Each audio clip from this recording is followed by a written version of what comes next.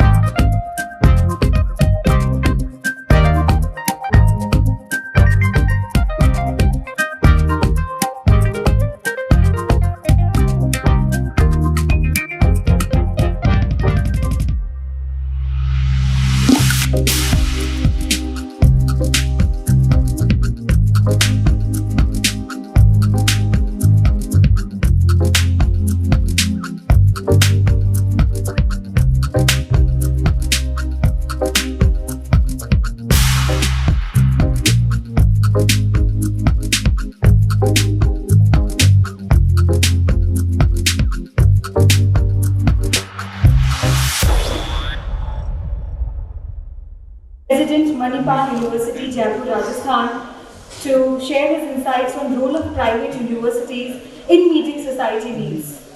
Dr. SANDEEP, SANCHETI. Thank you so much for the invitation. Thanks to the organizers for giving us an opportunity to talk to you, share our thoughts on the role of private universities in meeting the societal needs. Moving ahead from the first talk, which was highly personal in nature possibly, this is highly public in nature in the sense that we are talking about the society here. We all understand that we are living in a world which we call it knowledge-driven or knowledge society or knowledge-based society, and therefore the education becomes the foundation for that knowledge society. Education is the key to success, and every day, every now and then we come across various experimentation where the people who are in position are trying to make sure and help the needy students in terms of education. That's the best service you can give to a needy. Yes, you can feed them. Yes, you can give them good health. for some time and take care of them. You can give them clothes and shelter, but if you give them the education, probably you have given them the life. And that is what we try to do. And that is the reason why what we call the gross enrollment ratio of the country is improving. I'm sure many of you are familiar with this term. Every now and then gets quoted in the newspaper, and I must tell you that from 2010, where it was hovering around 11-12%, today we are reaching close to 25%. The gross enrollment ratio has doubled in the last 7 to 8 years, and that's a huge benchmark of our success, that how we are promoting education. However, I must tell you or warn you here that the quality still remains a concern, but the quantity has started happening, and I believe, or we believe, that the quality will be getting churned out from the quantity once it stabilizes or reaches a certain stability point. So it's very important that we create infrastructure, we create support system, we create what we call teachers, or bring people to the fold of teaching so that the education becomes sustainable or possible. Even if it's not sustainable, it's possible. So what are the key elements where everyone is working? They are working on equity, they are working on access, they are working on affordability, and they are of course working on the quality of education. By the way, these are the dreams which government has, not necessarily you and me. Everyone has, government has, they represent us. And equity is something where everyone gets a fair representation. Government institutions are master for that, and I've served government institutions for more than 28 years. In fact, led some of them in recent years, and recently I moved to the Manipal University, Jaipur, as its Vice Chancellor or the President. So we also do in terms of equity, but we may not be as strong as government in equity. But when it comes to access, when it comes to affordability, when it comes to quality, I think the private sector is the benchmark. I'll give you an example in the end to tell why we claim that we are the leaders of the quality. I'm not making a comparison between government and private, but the topic is the role of private universities, so I'll have to have some benchmark to justify that. But access is, the private institutions are spread everywhere. I think, if I'm not wrong, sometime back, 2 years back, more than 90% of engineering institutions belong to the private sector. Some have closed down in recent times by force because of the clientele were not there. Maybe it's still around 80-85% of the engineering institutions in the country are in the private hands, and therefore they provide the access. Affordability, because the cost is very low, because the efficiency is relatively high, because the fee, etc., is decided by the government and the concerned agency, affordability is always ensured. Quality is a big question mark everywhere, even in the government institutions and the private. I'll touch base upon that particular point a little later. So why is private going to be better, or why is private going to be a key thing? I think I can give you a similar example from the schooling parlance. What has happened to our schools? I'm a product of government school, but probably I wouldn't send my kid to a private government school very easily today. Given a choice, I'll go for something else. The reasons are similar in the higher education space where I work. Basically, the private universities are driven by innovation and by entrepreneurship. Innovation is, I offer courses which are upmarket, which are going to fetch them the jobs, which are going to add to their knowledge rather than just giving them a degree. Unfortunately, I come from a state where one of the largest universities of the country happens, but they are only degree awarding. No one is very, very keen to study. No one is very keen to go to classes and do something. No one is trying to create a facility. They simply know that they have to appear in the examination and ultimately get a pass result and get a degree, which is what satisfies them. The quest for knowledge is not there, and therefore all is sinking. But what we basically need is make sure that we do innovative things enough. For example, in my own university, over a period of time, we made sure that we don't do normal courses. We do the honors courses. Honors means a person has taken a decision that they want to do a higher level of education, and therefore they would like to come to us. We deliver them in a way they want. We give them lots of flexibilities in a way they want to learn. They can make very difficult combinations of music with electronics and economics. All those things we are trying to attempt. And that is why this innovation in the private is much higher compared to the government. Similarly, the entrepreneurship. We invest money first. We take decisions which are wise and which are good for everyone, invest in that and make sure that they fructify. In government, it doesn't happen. In government, generally speaking, when they find that something is becoming successful, someone will say, okay, let government also do that. And therefore, the private universities become leader because of their innovation and entrepreneurship. And we, of course, like any other institution, meet the societal needs of training, skill, education, R&D, name it anything. We do consultancy, we do testing, we do obviously all kinds of activities which comes under our umbrella, and we are very open because I can say that today I have in less than 6 years, I have a student strength of close to 8,000 students, whereas our fee is reasonably high compared to most of the other institutions, and around close to 500 faculty members. And if I have a pool of 500 such faculty members, obviously I can do wonders in interdisciplinary skills or doing something for the society. We are also more autonomous. We are also more dynamic.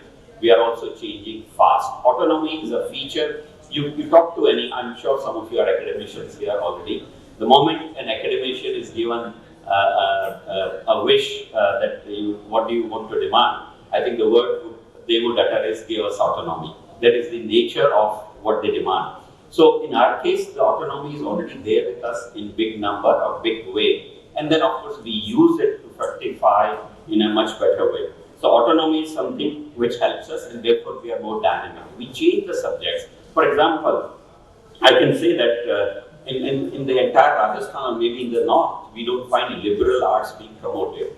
And we are the first one to do it. Maybe there are one or two universities, but I'm saying in a broad spectrum of things, such courses are not there. Such courses are not there where the honors are being promoted. Today we are ready in Manipal University, Jaipur, that we will be offering branchless engineering. You understand that those who have been vying for engineering, they go to good institutions, but then they are confused about branches. When they get a branch, next year they find that this branch is not of their interest and use. And even if everything is right, they find that this is not fetching them the jobs. So we want to experiment with such things in our institution because we have that freedom and we have the dynamism. And we hope that as a private sector, we'll be the leaders in our own way. We are very fortunate that the government of Rajasthan, which possibly has the highest number of universities in the country, did not have many recognized universities, and therefore they invited the Manipal group something like 8-10 years back. And 6 years back, we established our campus there, we started our operation. And today, a lot of people come to us, see us with an awe, fear us, like us, they want to share. But the best comment I get from them is they say, sir, now we will also have to change. And the moment they say that we'll have to change, we also come forward to them by saying that whatever you need from us in terms of information, development, expertise, please count on us, because if every institution in the region becomes good, Rajasthan or Jaipur or any other place in India could be the biggest hub of education, which is what we want to happen, which is what the government wants to happen, and therefore we are there with you. So obviously, we work with higher efficiency, we work with higher speed, and obviously, very swift decision making, and that's the feature of the private university, and therefore, society is very fast changing. The mobile has changed everything. The mobile has changed the way students would like to learn and do something. Mobile has also changed the way where the jobs and other things are there. And therefore, all in all, this dynamism or speech helps us to do certain things which are there. Finally, we also do the diverse things. Just sitting alone in a law college, not knowing about the scientific IPR, or sitting in a management and not knowing much about the information systems and production, or sitting in an engineering institution alone and not knowing about what society needs out of them are not the best thing. I may be very engineering centric in terms of my numbers, but the best projects which I have done are for the society. For example, you would like to know that there is a very famous thing called Jaipur Food, which is present almost in more than 100 countries. Today, we have already developed 3 Jaipur hands for the same agency, which are very, very cost effective, which are very frugal, and that has happened because we make engineering sit with many, many other people who decide and design such needs. The diversity helps the private universities in a big way to do what they intend to do and also become a force to reckon with. And finally, we do set new standards. We set new standards because we are more receptive. We go abroad. We know what the world is doing, how they are changing. We can collaborate in a much effective manner. We can park money for that. we can invite people, we have better endowments which are there, and therefore we set better standards. Standards are something which India is lacking in terms of setting. We are always a follower, not necessarily the one who will conceive such things, and therefore we are now setting the standards, we are now more competitive. And just to give you an example, 4 days back in the same hall we were present here in the presence of Honorable Shri Javadekar and we received India's #2 award for the Swachhta ranking, which was very, very well publicized and which was very well received and covered everywhere. As Manipal University, Jaipur, we started working on that particular award possibly before we were conceived, before we were designing our plans in terms of what Manipal University, Jaipur is. And why I'm making a mention of that is, from the same stand, from the same place, Javadekar, when he announced about this particular awards, he in a very lighter tone said that these awards were competitive awards. Around 4,500 institutions applied for that, where we were second. And he said, when we found out and when we assessed and when we worked for the awards, we found that there was not even a single institution from government in top 50. That was a sarcastic comment. And then he said, because we also wanted to push the government institutions, we created a separate category as a later afterthought, so that we push some of the government ones in the later part to compete. So you can understand that if India is looking at top 50 institutions under certain category and none of them has a government institution, the government has to worry about that. The government has to rethink about that, and that is the value the private brings in terms of what society needs. And that is what I wanted to emphasize through this particular small interaction and also sharing my thoughts. Thank you so much for giving me this opportunity, and I'll be very happy to clarify more or answer you personally if anything from my side can add value to your learning about the higher education. Thank you. Namaskar. It's very inspiring, wasn't it? And now I would request Squadron Leader Mr. A.K. Singh, Chairman, MPS Group of Institutions, to share his insights on what are the right qualities for a successful entrepreneur. I'm not an entrepreneur. As you know, my name is Squadron Leader A.K. Singh and I represent Indian Air Force. I quit Indian Air Force in 2003, and after that, by default, I landed in something known as entrepreneurship or business. I've been requested by the organizers to throw some light on the qualities of successful entrepreneurs.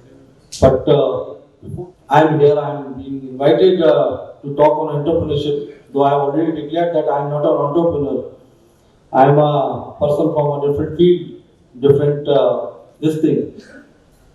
The lady sitting in the front row, she's my wife, NEELAM Singh. Actually, she's an entrepreneur. She should have been here, but due to some throat problem, she's not speaking. So on her behalf, she was an entrepreneur, and she started her career as a teacher, as a teaching this thing, and we both are from a very modest middle class background. She started her career from teaching, then she landed in corporate sector, medical preparatory and engineering sector with Akash Institute and some other brands.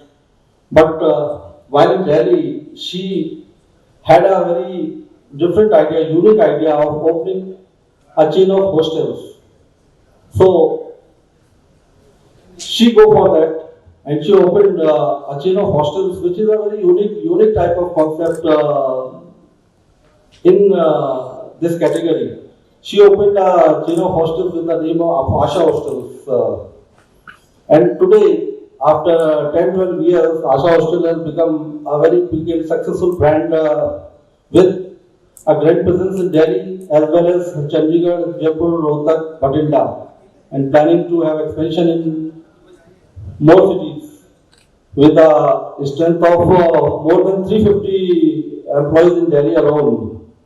So when she was in this thing and I decided to quit Air Force, she offered me, why don't we have some venture in education industry? So with her guidance and with her advice, we decided to open some educational this thing in Agra and Uttar Pradesh. So with her, because she was already a lady and professional from education background, so we started up Dr. MPS group of institutions, which is a very successful brand now in the entire North India, and we are running very successful courses in the field of professional studies. And as the previous speaker has pointed out, the relevance of professional education and the education which creates job for the country, job for the youth, not the courses, not the degrees and diplomas and certificates which are distributed and the youth are roaming on streets to fetch a job. So with that, this is a small story, this is a small thing I have given about how I landed in this field. But it was purely a default, purely a chance, and purely a inspiration from the lady sitting in the front row. May I request all of you to have a clap for her.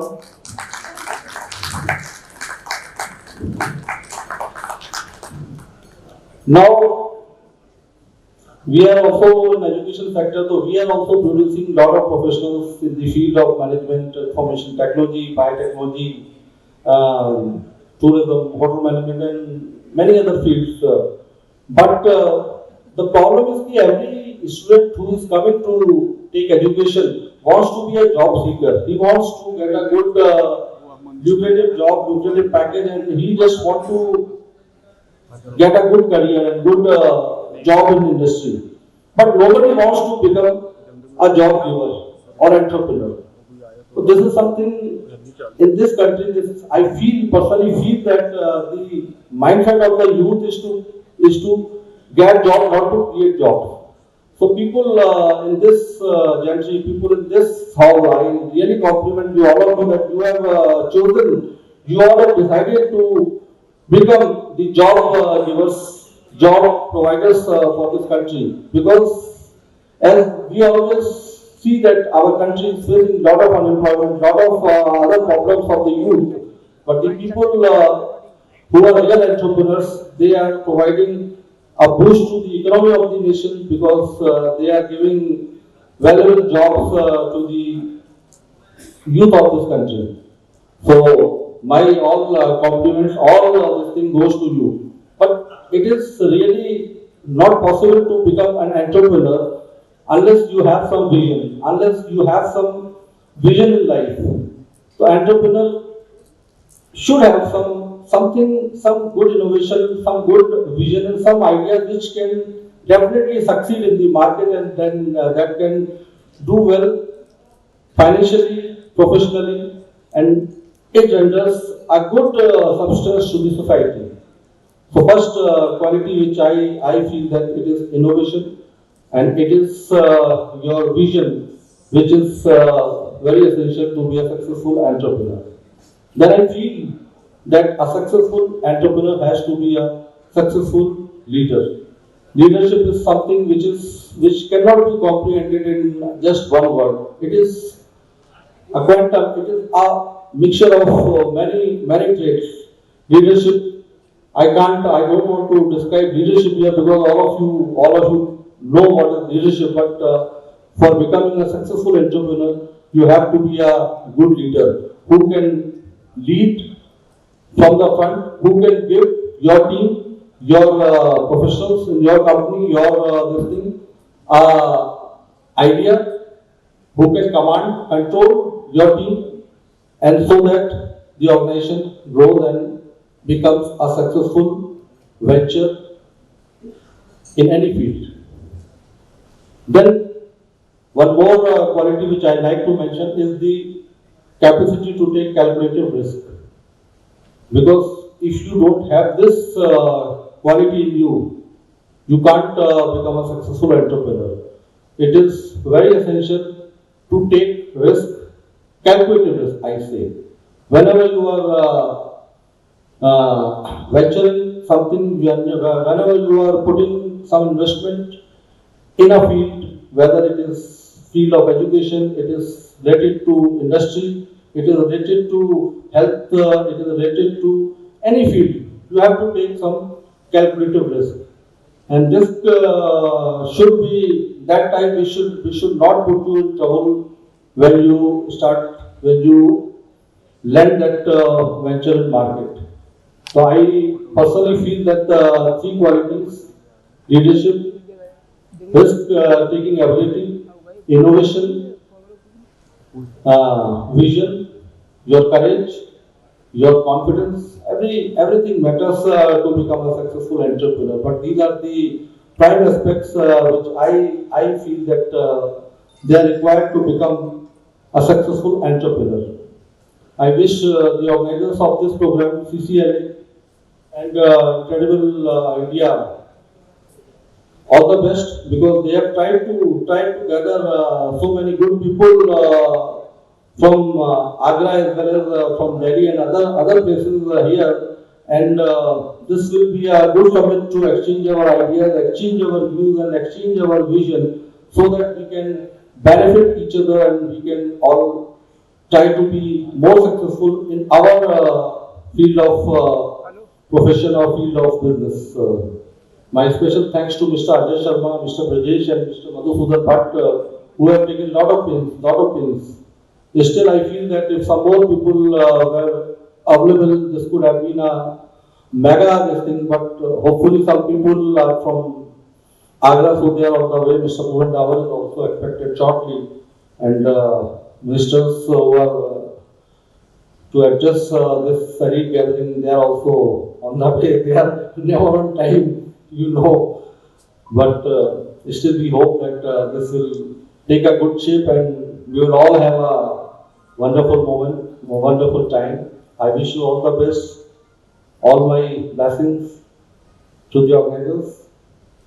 And lastly, I would like to say one very important thing which I always believe, which is the central theme of my life, that is winds and waves. Winds and waves are always on the side of ablest navigators. जो हवाएं होती हैं और जो तूफान होते हैं, वो जितने अच्छे नेविगेटर होते हैं उनके साथ ही होती हैं. तो winds and waves are always on the side of ablest navigators. This is a message from my side. All the best. God bless you all. Jai Hind. Thanks, sir, for inspiring us. And now I would like to invite Mr. Anil Dudhwewala, Managing Director, Atmaram Auto Enterprises, to come and share his insights on automobile industry, challenges and future. Well, good noon, everybody. I am Anil from an automobile dealership in Agra, but I am going to be representing the entire automobile industry and give you a small short synopsis about what the automobile industry is.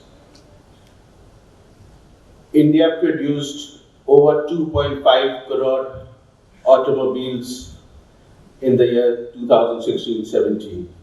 So that's how big the industry is in India. We contribute 7.1% of the GDP of India.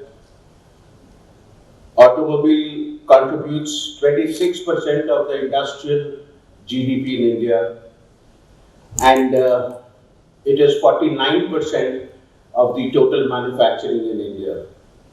We give employment to 33 million people in India. So that's big the industry is. It is a very big challenge. A lot of departments are involved, a lot of government policies affect our business. And recently you all would have seen a lot of regulations coming to our industry, which is a very, very big challenge. The industry is growing. Last year it grew by almost 5.5%, and it is expected to double by 2026. I'm pronouncing 2026 because the government policy for automobiles is 2016 to 2026. All the plannings are done for 10 years. It is a very, very challenging industry to be in, where in India we have to compete with the global majors like Toyotas and Fords.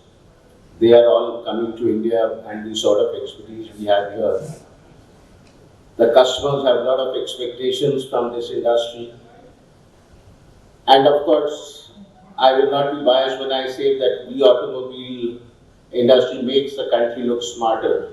The way the products which we sell, everybody coming to the country does carry an impression about the sort of vehicles which are available and move on the roads. At the same time, the customer expectations from us are very, very huge and very demanding, and to keep pace with them is really very tough. The manufacturers do help us. Of course, like everywhere, we do get pulled down by the regulations from the government. Recently, I would have heard the minister saying that we contribute to a lot of pollution to the country's environment. Wherein I would like to clarify, it is not that the new vehicles which are emitting BS4,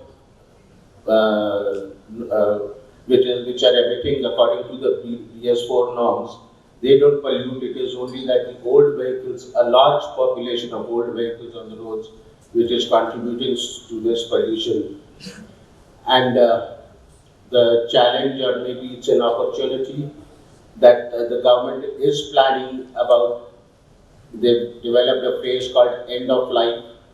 End of life means the old vehicles which are more than 15 years old will be removed from the Indian roads, which is going to be a very, very big step. And these vehicles, the government has already framed the policy which is about to be brought into substance, and this will make the country really clean. The government has also evolved and set a deadline for the BS6 norms as to be coming in 2020. पूरे सभागार के लिए ये बड़े सम्मान की बात है कि आज हमारे बीच हमारे परम श्रद्धेय श्री संतोष गंगवार जी यहाँ पर हैं। उनका हार्दिक स्वागत और अभिनंदन। प्लीज एक सेशन चल रहा है, मैं जी से अनुरोध करूँगा उसे कंटिन्यू करें। Thank you. I also do welcome the minister. So, sir हम लोग इस समय ऑटोमोबाइल इंडस्ट्री के ऊपर बात कर रहे थे। मैं गर्व के साथ ये भी कहना चाहता हूँ कि अभी भारत में जो यूरो नॉर्म्स चल रहे हैं वो वैश्विक स्तर के हैं। तो ऑटोमोबाइल इंडस्ट्री इंडिया में we are at par with the global standards. Euro 6 has not been implemented anywhere in the world yet, and India is eyeing 2020 to implement Euro 6 norms. We are as clean as the world is, and of course the future lies of the automobile with the electric vehicles.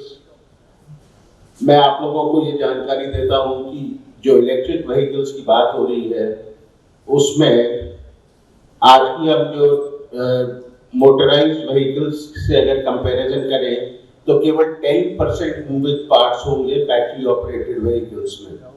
So the whole automobile industry would transform into a new thing. उसके साथ नया challenge होगा कि उसमें batteries लगेंगी, batteries को recharge करना पड़ेगा, एंड आज की तारीख में उन बैटरीज की लाइफ 2 साल होती है। They are rechargeable batteries. So the government is thinking of how they will be disposal of the old batteries, which is a very, very hazardous thing. So the government is planning about the disposal, the setting of these charging stations, but it is going to be the future of industry. The research and development is very, very huge investments are done in automobiles. Almost 20 to 25% of the revenues of automobile industry goes for the research for the future. We are very, very hopeful about the growth of our industry. As I told you, it's likely to get doubled by 2026. Currently, we are giving employment to 33 million people, which is supposedly to rise to 65 million people by 2026. So this is what was a short thing about automobile industry. I would request you all to please understand that in India, we are at par with the global standards as far as automobile industry is concerned. We together with all these manufacturers do strive a lot to give you all new products globally at par so that we can also be as smart as the other part of the globe is. Thank you so much. It is going to be very tough, but it's still, because a lot of donors are available in India, there are strict rules regarding that, but definitely with coming years, India is going to be a very emerging country with respect to IVF. It has already made its space worldwide in all the recognized universities. Indian people are doing excellent there, and a lot of people are coming to India for treatment. Also, nowadays, women have become very ambitious, they want to marry late. So, the concept of the social egg freezing is also there. Because as we all know, the aging is there is no treatment for age. So, IVF should be available, done below up to 35 years, it gives excellent result. Suppose at the age of 30 or 35, the women find a male partner, then they can go for egg freezing. That is known as social egg freezing. And even it is recommended that even the males, my son died in an accident 25 years, so they come to IVF for IVF. But we cannot give them their biological child. So nowadays, the concept is also coming where it is recommended that while you are young, you should freeze your sperms or eggs, so that in future it is required, it is always there. I think India has a lot of potential. Indians have already made their space in the whole world. With these words, I hope that India will follow the safe IVF and will become a leader in the world for the safe IVF and will bring happiness in each and every life.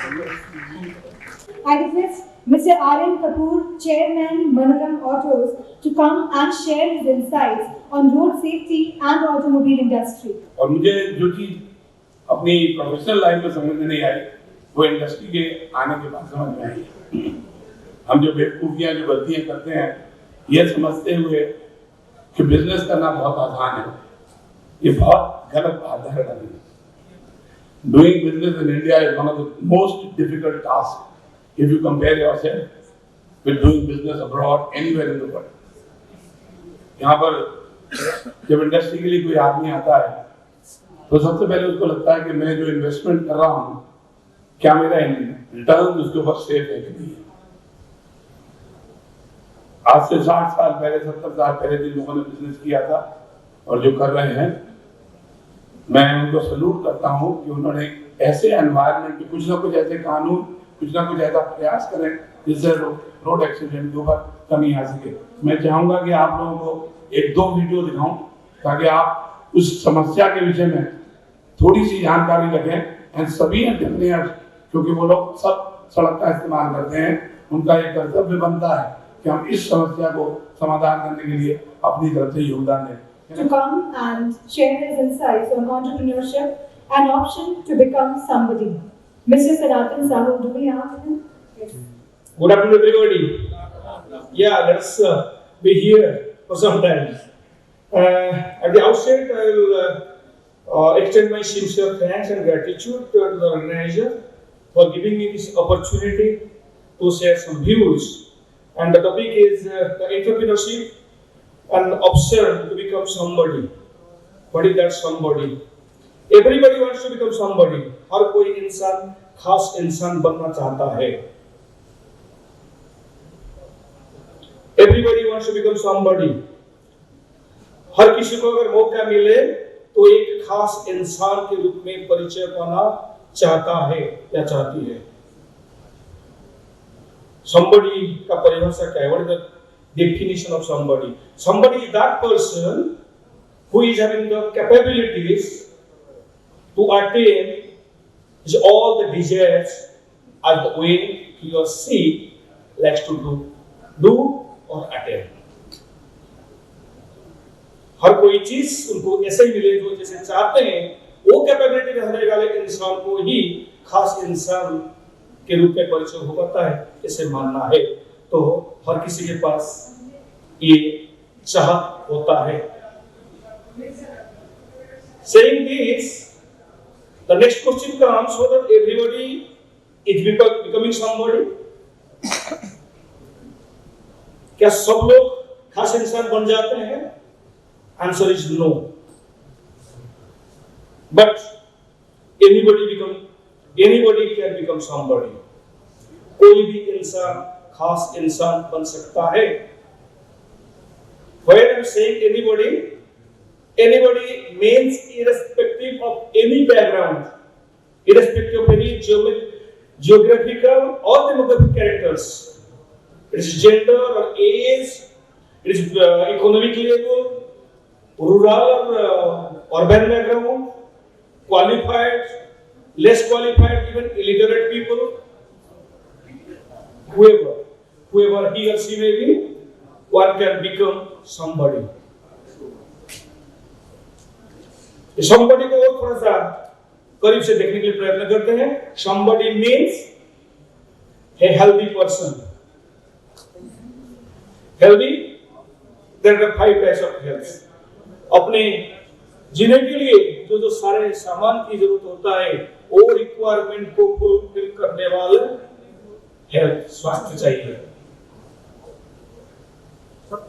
Not only physical requirements, but also mental requirements. Everybody wants to be happy. He should be mentally very sound, very cool. He should be able to take decision. He should be able to just comply. Mental requirement के साथ साथ financial health is also very important. Financial health is having that much money which will be sufficient to do whatever one wants to do.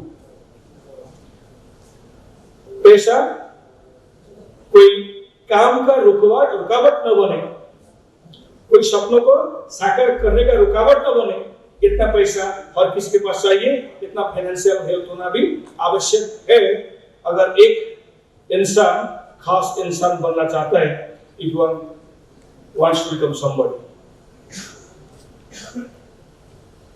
Then comes social health. Everybody wants the recognition in the society. Everybody wants that people should know him with good name and fame.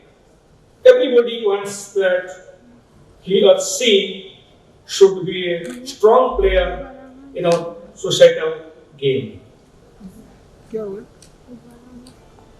At last but never the least, everybody wants to become spiritually strong.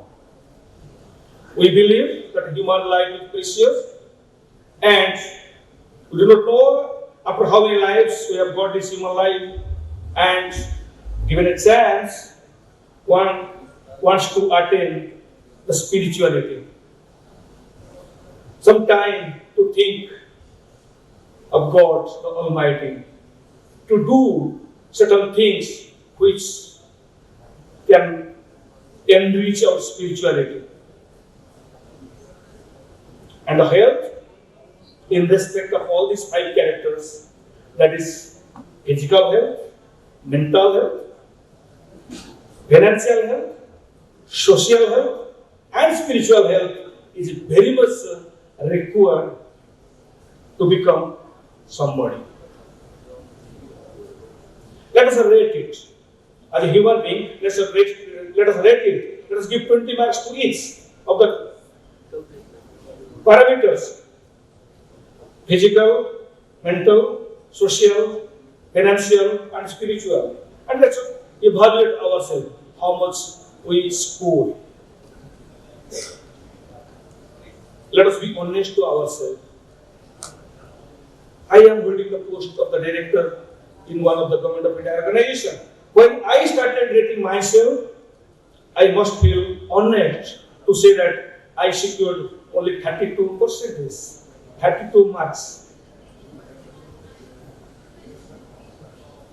here many entrepreneurs are there, many intellectuals are there, and sure they will be definitely scoring good marks. I am sure. The question comes, is that sufficient or there is any scope of improvement? Whether we can enhance our grade, that is the question. And if it is that, then what are the options? For a common man, there are different options are seen. It may be job, very good job, employment, in a very good organization, maybe very highest rank. But we know the job means just obey the boss, driven by somebody else's passion, driven by somebody else's need, requirement, instructions, wishes.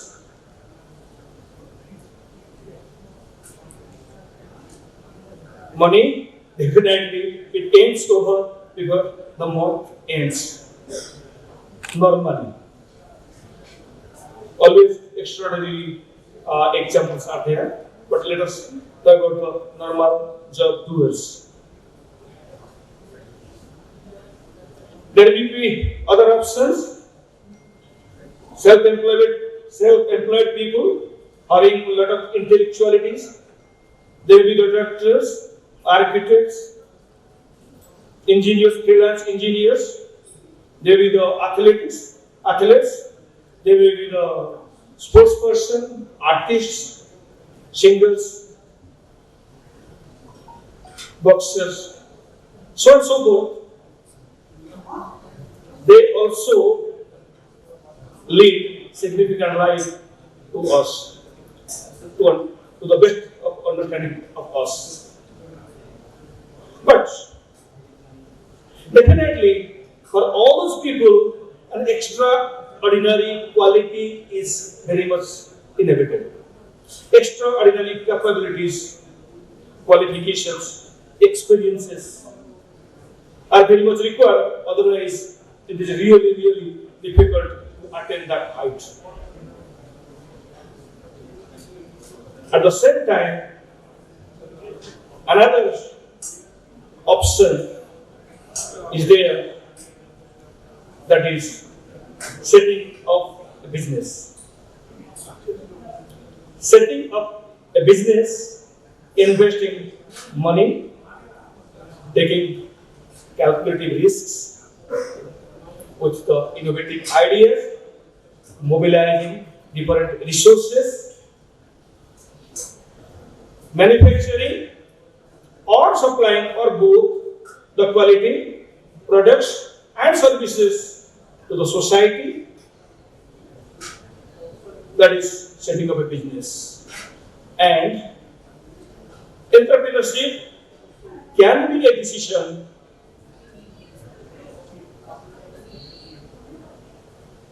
to start it or to improve the current situation.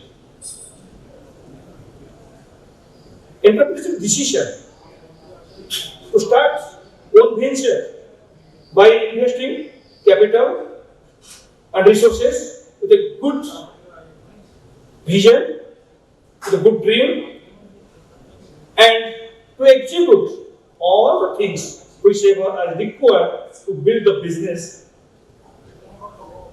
sustainably. A businessman dreams and fulfills it with full passion.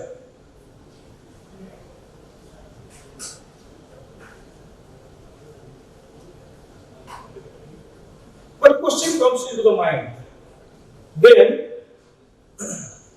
whether only the job doers cannot be of that level, cannot be somebody, there is no option line, fail sometimes.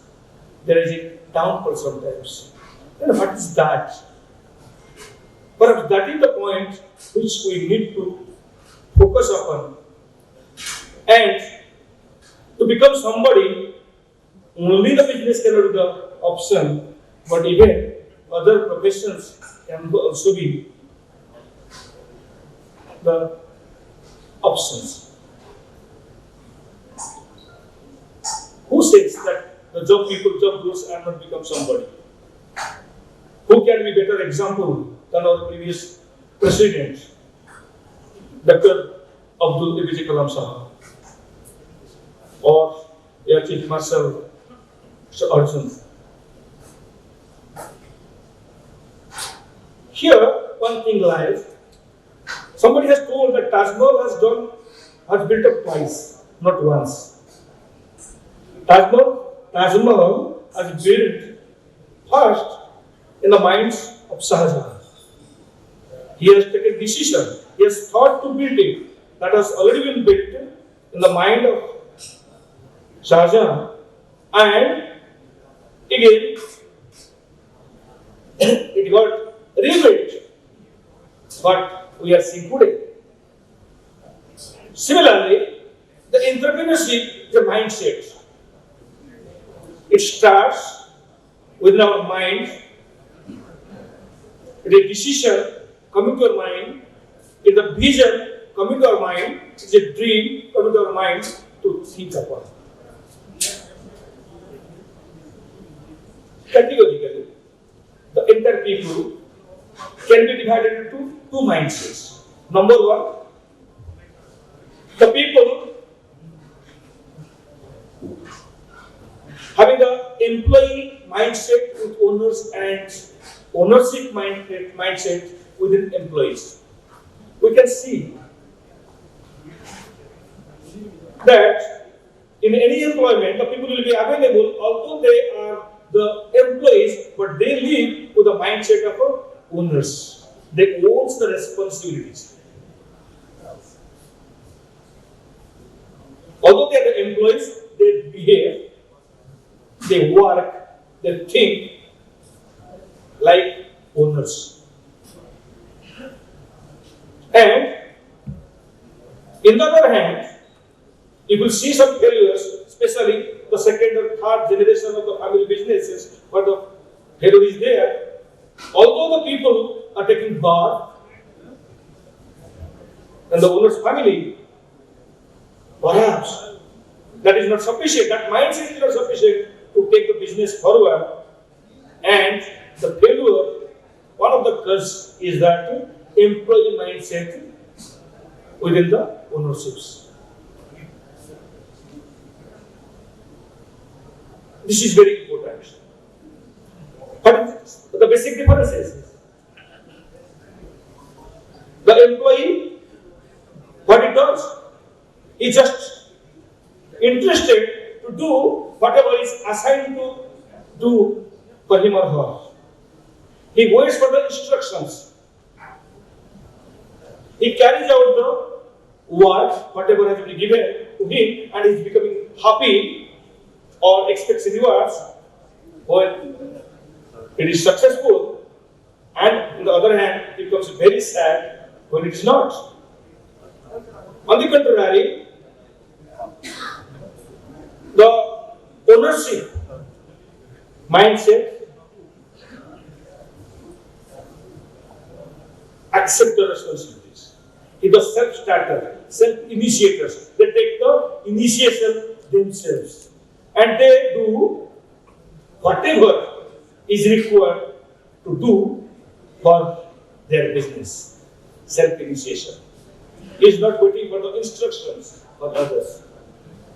An employee believes in holding the power and always doing the duties, and is very much keen about the rights with an expectations to expand his power or rights boundaries. But the owner or owner mentality people believes in the responsibility and accountability for their businesses. जिम्मेदारी का एहसास उनको है. One takes credit for the good result and seek the responsibility to the others if there is a failure in the employee mindset.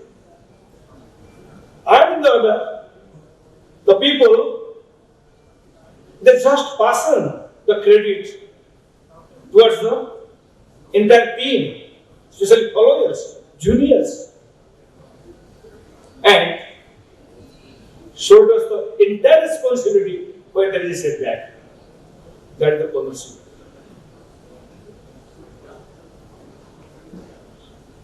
Once is time, always. How was time? With the time now and now. Whether the work is over, whether my duty period is over. And he always trades his talent, his capabilities with the time. How much remuneration he or she is deserving, or how much remuneration he or she can get. This is the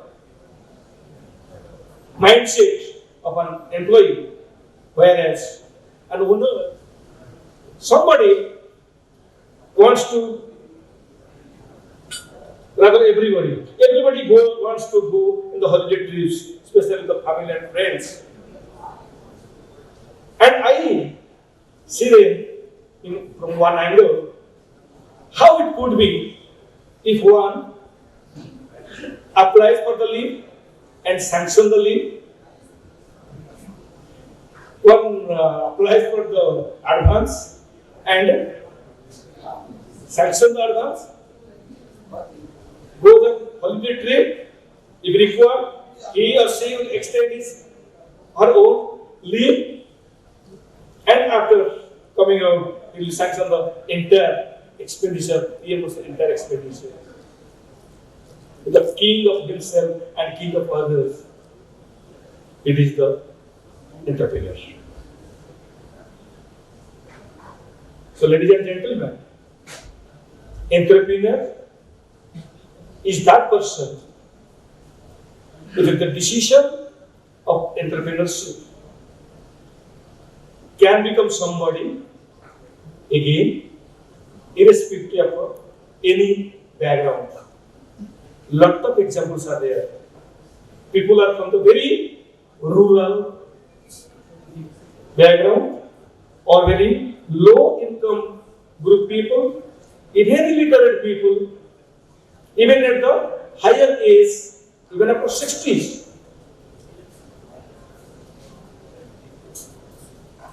Have started their business and become successful. The choice is ours. The question is only to be asked whether we want to become that somebody.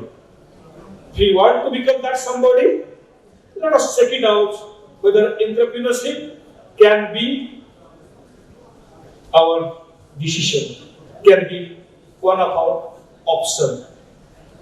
This mindset is to be checked again and again because human life is precious. We do not know what is going to happen after this. I am worried if we feel that the Indian people live up to 80 years with good mindset, with good health, if it's 75 or 76 years of age, and only 3 to 4 years have to be there, for which our body and mind can cooperate with us. If some question is coming to our mind that what I am attained or what I could have attained,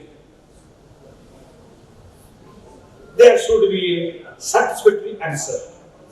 75 साल में अगर हम सोच रहे हैं कि मैंने जिंदगी में क्या पाया और क्या पा सकता था, उस समय में एक संतोष to get satisfied ourselves that yes, for which purpose we have come to this earth, we did it.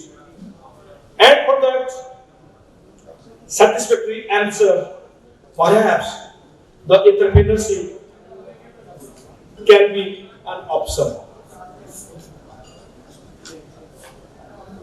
Mindset is required, and this opportunity is for everybody, and everybody can also become somebody if he or she can take a decision, can do all those things, whatever is required to become an entrepreneur. And to become an entrepreneur, what is required, we all know. So there is no doubt on that. Only the thing is that the decision to become somebody. Whether we are in that position to take the decision. With that question, I will come to an end for my delivery, and thank you very much once again for giving me this opportunity. Thanks a lot. इस कार्यक्रम के तहत जो छोटे लोग थे जिनको कोई पहचानता नहीं था लेकिन काम बड़े बड़े करते थे, लोग छोटे थे लेकिन काम बहुत बड़े बड़े करते थे, इनकी पूरी टीम ने उसका सर्वे करने के बाद इस कार्यक्रम में उन्हें बुलाकर उन्हें सम्मान दिया है। आने वाले समय में वो देश में और बड़े बड़े काम करेंगे, इसका प्रोत्साहन जो दिया है उसके लिए पूरी टीम इनकी बधाई की पात्र है। मैं चाहूँगा एक बार जोरदार तालियां इन आयोजकों के लिए, तो सबको पूरे देश में से इकट्ठा कर यहाँ पर एक मंच पर लाकर खड़ा कर देते हैं और ऐसी शख्सियतों को बुला के उनको सम्मानित कराते हैं, जिससे उनको भी अपने को गर्व महसूस होता है कि हमने कुछ अच्छा समाज में किया। अब जितने यहाँ हम लोग बैठे हैं सब आयोजक ही लोग बैठे हुए हैं, बाकी सब लोग जा चुके हैं, काफी समय हो चुका है। अधिक समय न लेते हुए, जैसा कि मेरा टॉपिक आप लोगों ने अभी डिक्लेयर किया है कि school quality education in private schools, सभी परिचित इस बात से कि निजी स्कूल जितने भी पूरे भारतवर्ष में चलाए जा रहे हैं 70% शिक्षा जगत की अहम भूमिका वही निभा रहे हैं और 30% सरकारी विद्यालय जो पूरे देश में चल रहे हैं वो निभा रहे हैं। निजी स्कूलों की अगर बात करें तो मेरे ख्याल से पूरे भारत में स्कूलों की संख्या लगातार बढ़ती चली जा रही है और सरकारी स्कूलों की बात करें, गवर्नमेंट जिनको ऑर्गेनाइज कर रही है, उनकी संख्या दिन प्रतिदिन कम होती जा रही है। जैसे मैडम ने अभी बहुत अच्छा वक्तव्य दिया और बहुत सी बातों को उसमें दर्शाया। मैं चाहता हूं कि हर देश की महिला, जैसे उन्होंने कहा शिक्षा कि हम शादी के लिए ही करते हैं या हमें कुछ अचीवमेंट करना है, प्राइवेट स्कूल की बात को उससे मैं लिंक कर रहा हूँ कि प्राइवेट स्कूल में शिक्षा की जाती है वो केवल शिक्षा को शादी के लिए करने के लिए नहीं दी जाती, बल्कि सरकारी स्कूलों में शिक्षा दी जाती है केवल एक मार्कशीट का पत्र में दिया जाता है बच्चों को, जो उनके भविष्य में कहीं नौकरी लगने के काम आए या उनको कहीं आगे शादी ब्याह करना हो उसको काम आए। बच्चे का विकास, बच्चे सबके लिए बहुत प्रिय होते हैं, अपना बच्चा हर किसी को प्रिय होता है। कोई भी कहीं पर भी हो अपने बच्चे की शिक्षा में और स्वास्थ्य में समझौता नहीं करना चाहता है। हम सामाजिक संस्थाओं के मंच पर जाकर, चाहे कोई भी राजनीतिक व्यक्ति हो या बहुत बड़ा समाज सेवी हो, वो बात बहुत करेगा कि सरकार इतना अच्छा कर रही है, बच्चों को मिड डे मील दे रही है, खाने के लिए भेज रही है, सब कुछ कर रही है, लेकिन अपने बच्चे को प्राइवेट स्कूल में पढ़वाने के लिए पीछे पीछे भागते हैं और सोर्स लगाते हैं, दृष्टि सोर्स लगाते हैं कि हम अपने बच्चे का किसी भी तरह एक नाम ग्रामीण स्कूल में एडमिशन कराएं, भले उसकी फीस कुछ भी हो, हमें कोई दिक्कत नहीं, लेकिन उसमें एक बार एडमिशन या बच्चे को पैर रखने की जगह मिल जाए, क्लास 12 तक वो पढ़ के चला जाए और अपना नाम रोशन करे। कभी भी किसी सरकारी स्कूल में कोई भी सरकारी विभाग का व्यक्ति जाकर ये नहीं कहता कि मैं अपने बच्चे को यहाँ पढ़ाकर इस स्कूल को प्राइवेट स्कूल से अच्छा बनाऊंगा और मेरा बच्चे यहाँ से पढ़ने के बाद नाम रोशन करेगा। अभी हाल ही में केंद्र सरकार द्वारा RTE लागू किया गया, जिसमें 25% बच्चों को प्राइवेट स्कूल्स में एडमिशन देना कंपलसरी किया गया।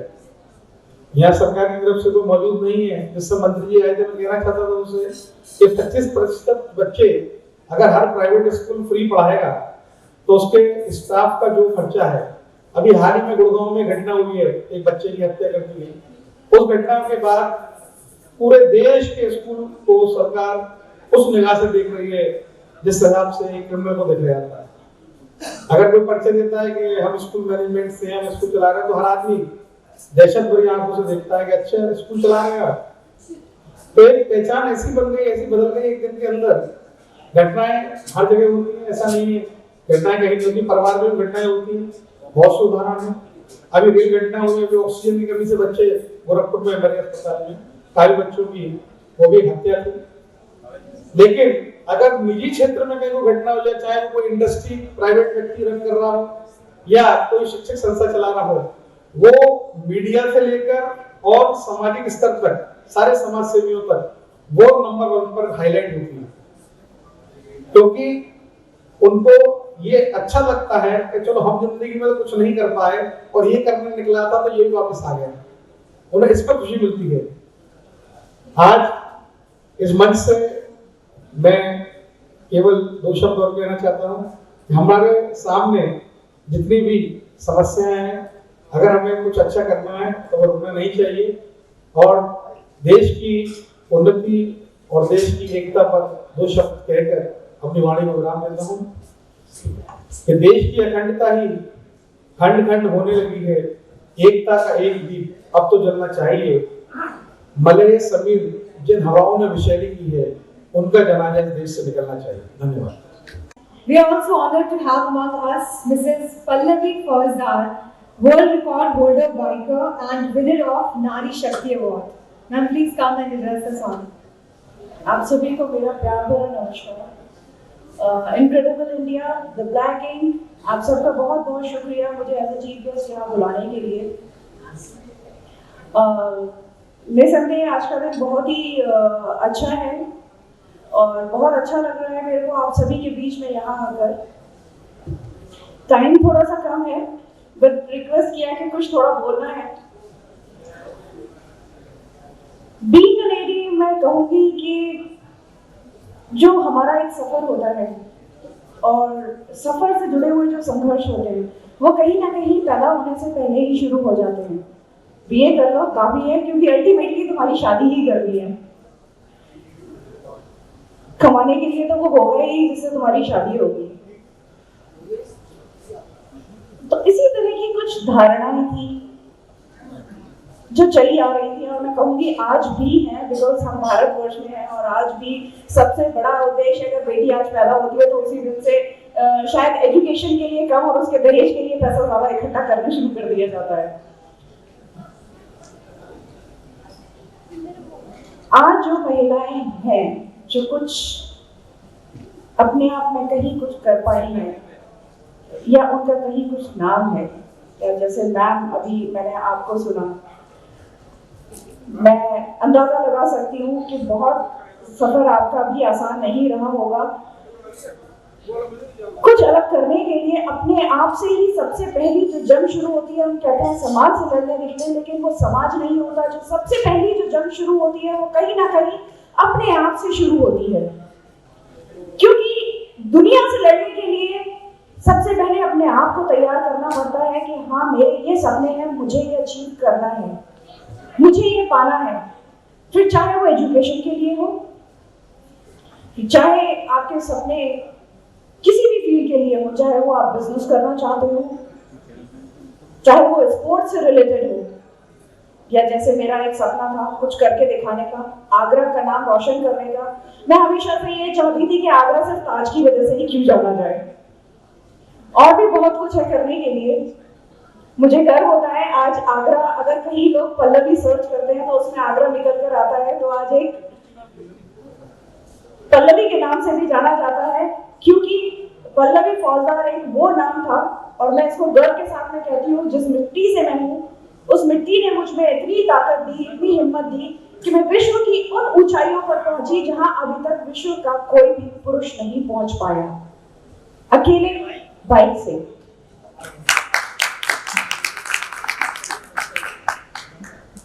मेरी शादी हुई 2004 में। बचपन से ही मेरे विचार हमेशा क्रांतिकारी रहे होते थे कि बेटी हो बेटा ऐसे रहो, ये करना चाहिए, वो नहीं करना चाहिए।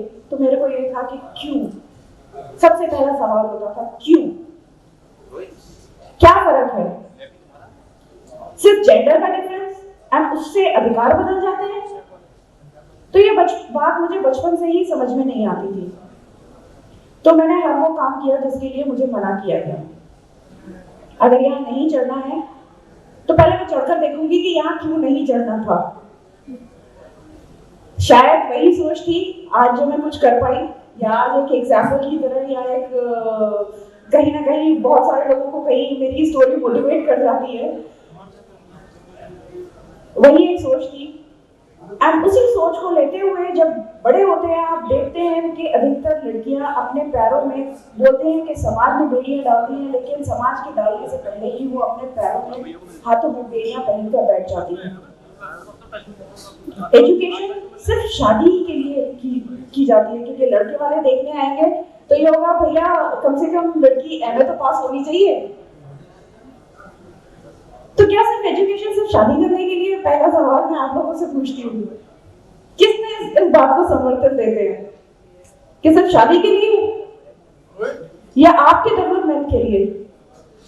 यहाँ महिलाओं की संख्या थोड़ी कम है, लेकिन फिर भी मैं आपसे सवाल करती हूँ, और आप लोग बहुत सफल महिलाओं में से मेरे को यहाँ पे दिख रही हैं, चाहे वो एंकर हो जिसको कि सब लोग बहुत कान लगाकर सुन रहे थे, आप हैं जो एक वास्तु कंसल्टेंट है, मैम भी पीछे मेरे को दिख रही हैं। मेरे को लगता है कि सफर आपका बहुत आसान नहीं होगा, कहीं ना कहीं आपकी कहानी भी बहुत लोगों को मोटिवेट कर रही होगी। ऐसा ही मेरा एक सफर इस सोच के साथ में शुरू हुआ कि अब बस बहुत हुआ।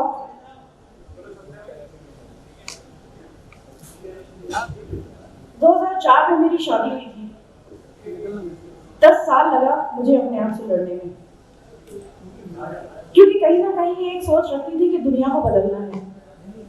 लोग कहते थे अकेले क्या कर लोगी, मैंने कहा शुरुआत कर सकती हूँ। फिर ये सवाल आया किस तरह से करोगी, क्या करना चाहती हो? बाइक चलाना मेरा शौक था बचपन से, और बाइक ही क्यों चुना वो इसलिए क्योंकि मेल फील्ड में जाकर, और उनकी कहते हैं ना कि अगेन एक सवाल था कि bike is something it's not meant for you, then again why question came in my mind, ऐसा क्यों?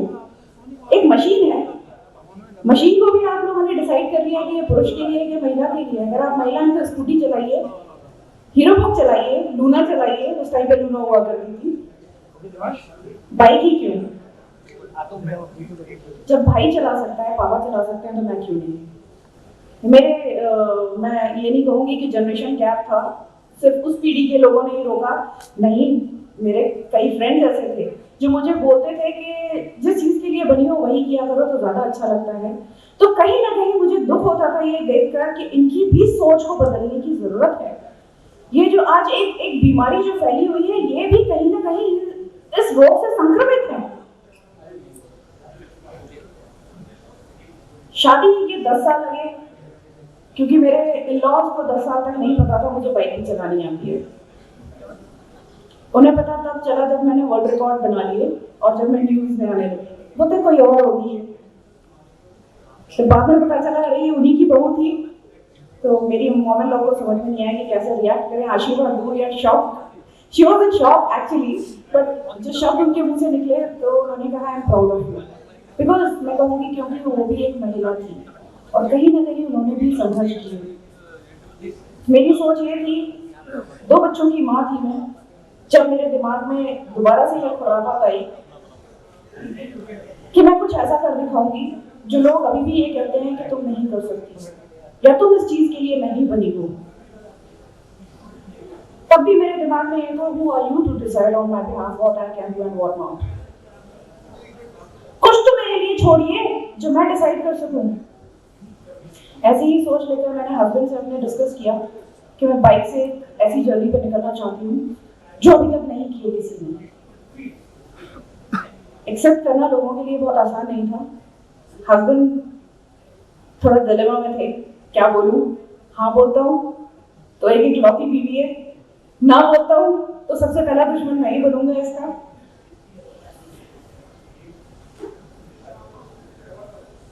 लेकिन कहीं ना कहीं मुझे मेरी फैमिली का सपोर्ट मिला, मेरी माँ का सपोर्ट मिला। माँ ने बस एक चीज ये कही, हंसता खेलता परिवार है, ऐसे एडवेंचरस जर्नी पे क्यों निकलना चाहती हो, क्यों करना चाहती हो? तो बस मेरी माँ से यही कहा, माँ कुछ ऐसे सपने थे, क्योंकि वो वक्त एक ऐसा हुआ करता था कि बच्चे अगर हैं आपके तो शादी के बाद सब कुछ आपका बच्चों का ही होता था, जिंदगी सिर्फ उन्हीं के इर्द गिर्द होती थी।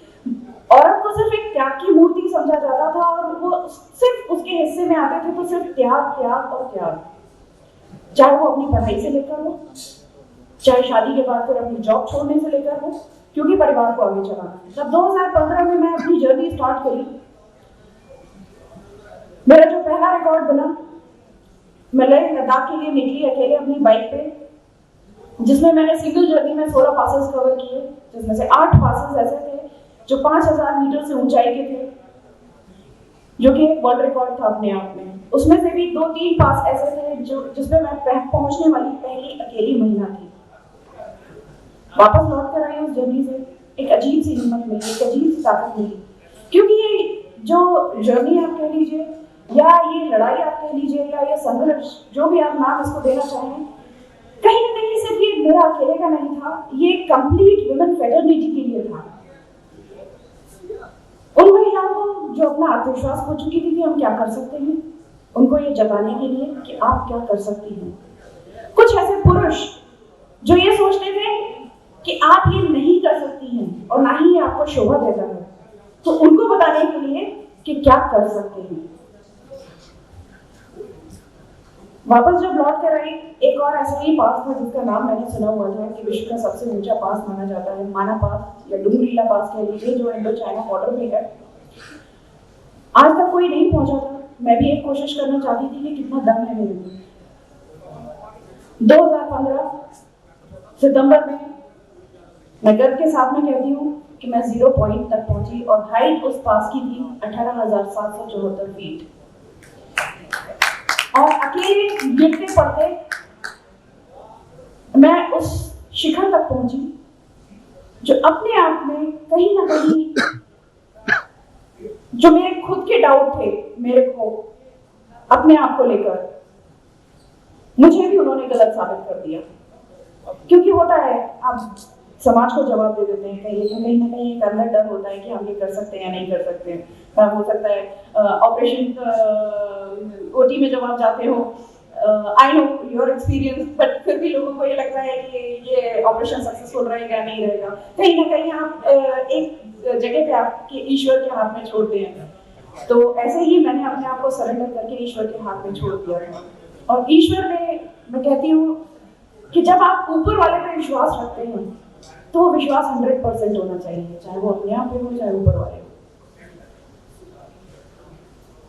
जहां आज तक कोई पुरुष नहीं पहुंच पाया, उस चीज को कर पाना इतना आसान नहीं था। ऐसी क्या शक्ति थी मुझमें जो मैंने कर लिया? शायद आत्मविश्वास, शायद वो जो कुछ कर गुजरने की इच्छा थी, या मैं कहूंगी शायद जो मैं ये इच्छा रखती थी कि समाज में आज बदलाव आना चाहिए और लोगों को ये एक्सेप्ट करना पड़ेगा, हमारे अधिकार हमें देने पड़ेंगे। सफर मेरा जारी रहा 2015, 2016 में भी मैंने रिकॉर्ड बनाया, और 2017 की अगर आज हम बात करते हैं, 2017 में मुझे प्रेसिडेंशियल अवार्ड नारी शक्ति से नवाजा गया। 2015 में मुझे यूपीसीएम द्वारा अवार्ड मिला, outstanding global women of UP. Award तो बहुत सारे थे, बट ये तो ऐसे ही हैं जो बहुत दिल के करीब हैं। और 2017 सफर मेरा अभी भी जारी है। मैंने अपना ही बनाया हुआ रिकॉर्ड इस साल अगस्त में तोड़ा, जो विश्व का सबसे ऊंचा पास अभी तक माना पास माना जाता था, जिसकी हाइट 18,774 फीट थी। इस बार मैंने उंगलीला पास पहुंचकर अपना ही रिकॉर्ड तोड़ा, जिसकी हाइट थी 19,300 फीट। और उसी के साथ में एक नया पास भी ढूंढ कर निकाला है, उसको नाम दिया बोनीला करके। बोनीला इसलिए क्योंकि जो मैं बाइक चला रही थी, क्रेडिट सबको मिलना चाहिए, आप ही को नहीं। जिस मशीन पे आप जा रहे हैं उसका भी नाम कहीं ना कहीं आना चाहिए। ट्रायम्फ बॉर्नविल थी, तो बॉर्नविल उसका बाइक का नाम था, तो उसके नाम पे मैंने बोनीला पास नाम रखा, जो अभी मेरा लेटेस्ट अचीवमेंट है। जो सारी चीज़ों को जब आप मिलाते हैं, आज मैं बहुत सारे अवेयरनेस प्रोग्राम चला रही हूँ उत्तर प्रदेश गवर्नमेंट के साथ में मिलकर 181 विमेन एंड चाइल्ड हेल्पलाइन, जिसको रीलॉन्च किया है 100 दिन के अंतर्गत, जिसमें मैंने लखनऊ से बनारस तक राइड कवर की थी, जिसमें अभी हम उत्तर प्रदेश मतलब यूपी वेस्ट को भी कवर करेंगे, जहाँ पे फीमेल फीटस रेशियो बहुत ज़्यादा बिगड़ा हुआ है, और जो कन्या भ्रूण हत्या से related, and it's actually awareness program education के लिए कि आपके अधिकार क्या हैं, बिकॉज मैं इस चीज़ पे फोकस करती हूँ कि लेडी का एजुकेटेड होना बहुत ज़रूरी है, तभी वो सही और गलत समझ पाएगी, उसको खुद को एक ज्ञान होना चाहिए, और उसी के बिहाफ पे वो अपने आगे डिसीजंस ले सकती है। सरकार द्वारा बनाई हुई जितनी भी योजना है उनका उपभोग भी वो तभी कर पाएगी जब तक उसको उसके अधिकार नहीं पता होंगे, और उसका एक ही मात्र जरिया है एजुकेशन। एजुकेशन पे फोकस करना बहुत जरूरी है, और हर चीज चाहे वो किसी भी फील्ड में हो, सफल बनाने के लिए मेरे 3 एक सिद्धांत हैं या सीक्रेट कह लीजिए, जो मैं आप लोगों के साथ में शेयर करना चाहूंगी। Be like a student. एक घड़ा है, अगर वो पूरा ऊपर तक भरा हुआ है, क्या उसको आप और भर सकते हैं? मेरे ख्याल से नहीं, वो बहेगा। तो अपने आप को थोड़ा खाली रखिए। स्टूडेंट वही होता है जो सीखने जाता है, जो हाथ यूं लेकर जाता है, ऐसे नहीं। आप ऐसे लेकर चलिए। एक क्यूरियोसिटी होती है, स्टूडेंट वो होता है जिसके अंदर क्यूरियोसिटी होती है। ये क्या है, ये क्यों है, ये किस लिए है, आसमान अगर नीला है तो क्यों है? ये जो सवाल होते हैं ये आपको आगे बढ़ने के लिए प्रेरित करते हैं कि यहाँ तो आप पहुंच गए, व्हाट नेक्स्ट? सेम आपकी मेडिकल फील्ड के लिए भी, आपके वास्तु के उसमें भी ऐसे ही चैलेंजेस आते होंगे। अगर ये दोष है आज तो इसको कैसे सॉल्व करेंगे? एजुकेशन में भी आपको ऐसे ही, ये स्कीम फेल हो गई और बच्चों को कैसे और बेहतर बनाया जा सकता है। तो पहली चीज यही है, हमेशा सीखने के लिए तत्पर रहिए। आप कभी भी पूर्ण नहीं हैं। सेकेंड चीज, आप जो भी करना चाहते हैं, जो आपका एम है, give your 100%। By involve your heart, head, everything into it। कहते हैं कर्म से, वचन से, तन मन धन से पूरी तरीके से उसको डेडिकेटेड करिए अपने आप को, और देखिए आपको सफल बनने से कौन रोकता है। तीसरी चीज मैं कहूंगी, पे बैक। व्हाट इज पे बैक? जब आपको कुछ मिल जाता है, पे बैक टू योर सोसाइटी। आपसे जो नीचे हैं या आपसे जो जूनियर हैं, आप उनको सिखाइए। पैसा जिंदगी में सब कुछ नहीं होता है, बट जो आप देकर जाते हैं वो अमर होता है, और वो उस आपके साथ में, आपकी दी हुई नॉलेज के साथ में आपको भी अमर कर जाता है। आपकी दी हुई एजुकेशन हो, आपके दिए हुए,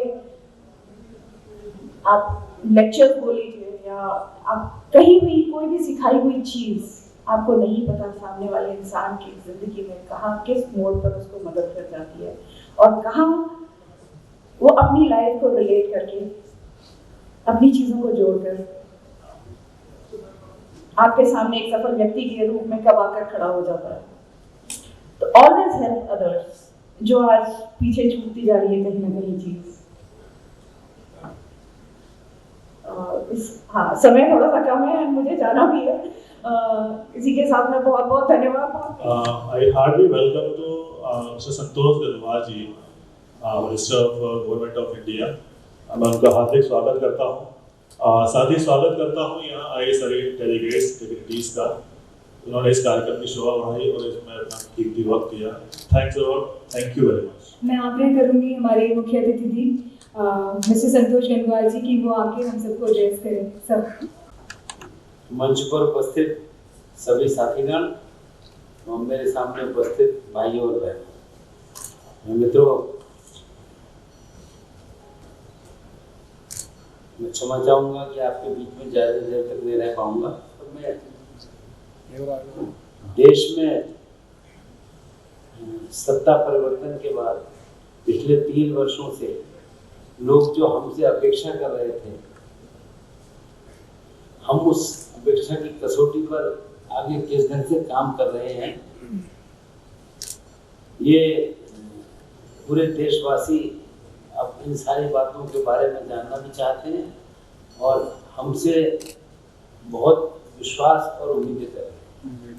और हमारा विश्वास है कि देशवासियों की कसौटी पर हम लोग खरा उतरेंगे और पूरे 2 वर्ष के बाद जब हम देश की जनता के सामने जाएंगे तो हम अपने 5 वर्ष की बातों को लेकर लोगों के बीच में जाएंगे। और हमारा विश्वास है कि लोगों ने जिस प्रकार आदरणीय प्रधानमंत्री श्री मोदी जी के प्रति विश्वास व्यक्त किया है, उस कसौटी पर ये सरकार पूरी तरीके से खरा उतरेगी और हम उसी दिशा में उसी हिसाब से काम कर रहे हैं। आज यहाँ पर आप सभी साथियों ने ये जो कार्यक्रम किया है, मेरी शुभकामनाएं, और हम विश्वास करते हैं कि निश्चित रूप से आप सभी लोग जो यहाँ पर उपस्थित हैं इसी सोच इसी दिशा के हिसाब से काम कर रहे हैं कि 21वीं सदी में जब हमारा देश आगे बढ़ रहा है तो इसके अच्छे परिणाम भी सामने नजर आएंगे। ये बात सही है कि वर्तमान में सरकार देश के विकास के लिए कई प्रकार की महत्वाकांक्षी योजनाओं को शुरू कर रही है और इसमें जो शुरुआत हमने की तो लोग तो अंदाजा नहीं लगा रहे थे। अब अगर जनधन योजना जो हम लोगों ने शुरू की और जब हम बताते हैं कि देश के अंदर 1971 में बैंकों के राष्ट्रीयकरण की बात जब की गई थी तब तत्कालीन प्रधानमंत्री जी ने कहा था कि अब बैंक के दरवाजे आम आदमी के लिए खुल गए हैं। और मैं उसके ऊपर टिप्पणी नहीं करना चाहता हूं, पर अब पिछले 2-2.5 वर्षों में हमने इस योजना का परिणाम ये देशवासियों को बताया कि अब तक करीब 30 करोड़ से अधिक लोगों ने बैंक में खाते खोल दिए, जो अपने आप में एक रिकॉर्ड है। और ये बात अब इस बात को प्रदर्शित करता है कि हम लोग के घर से काम करता है। और इसमें विशेषता ये है कि पहली बार ऐसा हुआ है, जैसे इस समय करीब 1/4 खाते ऐसे हैं जो 0 बैलेंस के साथ भी खोले गए। और ये वास्तव में हम जिस हिसाब से काम कर रहे हैं ये उस दिशा में एक महत्वपूर्ण कदम है। और फिर यंग इंडिया के लिए स्टार्टअप जैसी योजनाएं हो और स्टार्टअप योजना के अंदर सेल्फ एम्प्लॉयमेंट की बात हो। और अब हम ये कोशिश कर रहे हैं कि नौजवान जॉब सीकर की बात न सोचे और अब जॉब प्रोवाइडर की बात करें। और उसके हिसाब से जिस ढंग से हम काम कर रहे हैं, अब जिस मंत्रालय से मैं जुड़ा हूँ, अभी मुझे आए हुए 10-12 दिन हुए हैं और मैंने महसूस किया कि हम लोग कोशिश कर रहे हैं कि कैसे लोगों को ज़्यादा समस्याओं में न रहना पड़े और समाधान इस दिशा में हो। हम लोगों ने ये कोशिश की कि कैसे अधिक से अधिक सुविधाएं दें। और जब मैं आपके संज्ञान में लाना चाहूँगा कि अब हम इस कोशिश में हैं कि हमारे जो इस समय 44 कानून थे लेबर के अंदर, हम इसको कम करने की दिशा में काम कर रहे हैं कि कैसे कम से कम काम किया जाए। और इस दिशा में काम शुरू कर दिया। 44 को हम 4 तक ले जाना चाहते हैं और उसकी प्रक्रिया हम लोगों ने एक शुरू कर दी है। और इसलिए श्रम कानूनों में परिवर्तन और ऐसी सुविधाएं जो वास्तव में एम्प्लॉयज एम्प्लॉयर दोनों के लिए लाभ की बात हो, इस हिसाब से हम सब लोग मिलकर बात कर रहे हैं। और हम ये भी सुनिश्चित कर रहे हैं और इस बात की प्रक्रिया में कि वास्तव में जिन 2 सेंट्रल एक्ट्स की वास्ता इस दिशा में पड़ता है, खासतौर से प्रोविडेंट फंड और ESIC, इसमें सहयोग करने के लिए आवश्यक निर्देश हम लोगों के द्वारा जारी कर दिए गए हैं। और हम लोगों ने ये कोशिश की है कि जो नए उद्योग स्टार्टअप योजना में लग रहे हैं उनमें विशेष प्रकार का सहयोग किया जाए। और कुछ अभी तक तो हम लोगों ने 3 वर्ष से 5 वर्ष तक जाने की बात कर रहे हैं कि 5 वर्ष तक इनका इंस्पेक्शन भी ना किया जाए और केंद्रीय कानूनों में जो हम सहयोग कर सकते हैं उस काम में हम लगकर काम करें। तो इसके अतिरिक्त कुछ लेबर कानून ऐसे हैं कि जिनका पालन राज्य सरकार के द्वारा होता है। उन कानूनों में भी हमने आग्रह किया है कि अगले 5 वर्षों तक इसमें इनको परेशान न किया जाए, और इस हिसाब से उसके हिसाब से हम लोग काम कर रहे हैं। और मुझे लगता है कि निश्चित रूप से इन कानूनों में राज्य सरकारें उस बात को स्वीकार करेंगी कि जो जिस ढंग से उद्योगपति अपनी बात को सर्टिफाई करता है, सेल्फ सर्टिफाई करता है, उसको उसके हिसाब से माना जाए और उसके हिसाब से चला जाए। इस हिसाब से हम सब लोग काम कर रहे हैं और हम इस बात के लिए पूरी तरीके से प्रयासरत हैं। सभी राज्यों को हम लोग कह रहे हैं कि अगले 5 वर्ष तक इस दिशा में इनके जो सेल्फ सर्टिफिकेशन है उनको माना जाए और इसमें कोई अनावश्यक समस्या परेशानी न पैदा की जाए। मित्रों, मुद्रा लोन इस दिशा में एक महत्वपूर्ण कदम था और स्वरोजगार और ग्रामीण अंचलों में छोटे व्यवसायियों के लिए ये एक महत्वपूर्ण योजना है। और इसके हिसाब से जो काम शुरू कर रहे हैं कि जैसे बैंकों से कहा गया कि इन ऋणों में कोलेटरल की ओर ध्यान न दिया जाए, और इसकी शुरुआत हुई 8 अप्रैल से। अगर हमने इसकी शुरुआत की तो प्रतिवर्ष जो लक्ष्य दिया, मतलब आपकी जानकारी के लिए, वो लक्ष्य से ऊपर हम गए। अगर पिछले साल ये लक्ष्य 1,20,000 करोड़ का था तो बढ़कर 1,32,000 करोड़ रुपए का लोन दिया गया, और ये भी छोटे छोटे कस्बों में, ग्रामीण क्षेत्र में, और लोगों को स्वरोजगार की तरफ ले जाने की दिशा में काम कर रहा है। और अभी इसका इम्पैक्ट भी एसेस हो रहा है, और मैं कोई यहाँ पर विशेष नहीं बोलना चाहूँगा। अब लोग इसमें अनुमानित आंकड़े भी कह रहे हैं, अनुमानित बातें भी कह रहे हैं। हमको स्वयं एक ऐसी संस्था ने बताया और एक ऐसी फिगर बताई कि साहब इस योजना के अंतर्गत इतने लोगों को रोजगार मिला है। तो मैं अभी यहाँ पर इस संख्या का उल्लेख करना नहीं चाहूँगा, पर एक बात सही है कि जब 1,32,000 करोड़ रुपए का लोन दिया गया है और इस व्यापार करने के लिए दिया गया है, तो रोजगार के अवसर तो निश्चित रूप से बढ़े हैं और उसका लाभ भी लग रहा है और लोगों को इनफॉर्मल नौकरियां भी मिल रही हैं। ये बात समझ में आती है, उसके हिसाब से हम सब काम कर रहे हैं। हम इस विशेषता के साथ कि एक अच्छा स्वस्थ वातावरण बने, आर्थिक वातावरण बने और इंडस्ट्री के लिए बहुत सरल श्रम कानून बने, इस दिशा की हम लोग चिंता कर रहे हैं। अभी हमने इस नई सरकार में आने के बाद पूरी कोशिश प्रारंभ कर दी है। 2 दिन पहले ही मैंने देश के सभी मजदूर संगठनों को बुलाकर इस दिशा में उनसे बात की थी और एक कोशिश की थी कि हम एक सबको मिलाकर सबकी सहमति से काम करें और आम बोलचाल में ईज ऑफ डूइंग बिजनेस, इसके हिसाब से हम कैसे काम करें और कामगार भाइयों के हितों की हम लोग मिलकर चिंता करें। जैसा अभी शुरू में मैं कह रहा था, इसके बाद भी सरकार ने 44 श्रम कानूनों को 4 कोड में समूहबद्ध करने का फैसला लिया है। 4 कानून ऐसे थे जिनकी कोई आवश्यकता नहीं थी, तो उनको एक समाप्त करने का भी हम लोगों ने फैसला लिया। बाकी कानूनों को हम कैसे 4 कोड में हम समूहबद्ध करें, इसका हमने तय करा। आप सब जानते हैं कि मुख्य रूप से कोड ऑन वेज, जिसमें पूर्व से ही 4 एक्ट समाहित हो गए हैं और ये लोकसभा में पेश भी हो चुका है और ये हम चर्चा के लिए लोकसभा की स्टैंडिंग कमेटी में के पास भी इसको भेज चुके हैं। और कोड फॉर इंडस्ट्रियल रिलेशन, इसमें 3 एक्ट समाहित हो जाएंगे। तो इस प्रकार से हम हर पक्ष की वार्ता कर रहे हैं और उसके हिसाब से काम कर रहे हैं। मित्रों, हमारा प्रयास ये है कि हमारा मंत्रालय सहयोगी रूप में काम करे, सबको साथ लेकर काम करे और जिस ढंग से हमारा काम का तौर तरीका है उस ढंग से हम सब लोगों को विश्वास में लेकर देश के अंदर एक अच्छा औद्योगिक वातावरण, औद्योगिक माहौल बने, इसके हिसाब से हम लोग मिलकर काम कर रहे हैं। और हमें लगता है कि आज आवश्यकता इस बात की है कि एम्प्लॉयमेंट भी अच्छे ढंग से लोगों को मिले। हमारे देश की आवश्यकता के हिसाब से इस दिशा में हम सब लोग मिलकर काम करें और एटमॉस्फेयर यहाँ पर उद्योगों के बारे में पॉजिटिव रहे, लोगों की समझ में आए, इसके हिसाब से हम सब लोग बात कर रहे हैं। और आवश्यकता इस बात की है कि ऐसा अनुकूल वातावरण तैयार हो जो सबको साथ लेकर चलने की दिशा में काम करे और इस दिशा में हम सब लोग मिलकर प्रयास करते हैं। मैं अधिक न बोलते हुए यहाँ पर आप सभी से आग्रह करूँगा कि श्रम संबंधी अगर कोई समस्या आपको नजर आती है आपको लगता है कि यहाँ पर इस सुधार की आवश्यकता है, आप सभी से मेरा आग्रह है, इस संदर्भ में कभी भी आप हमारे पास आ सकते हैं, हमारे साथ बैठकर बातें कर सकते हैं और हमको सुझाव दे सकते हैं इस काम को इधर से निस्तारित करना चाहिए। यहाँ आने के बाद मुझे लगा कि वास्तव में कार्य क्षेत्र बहुत बड़ा है।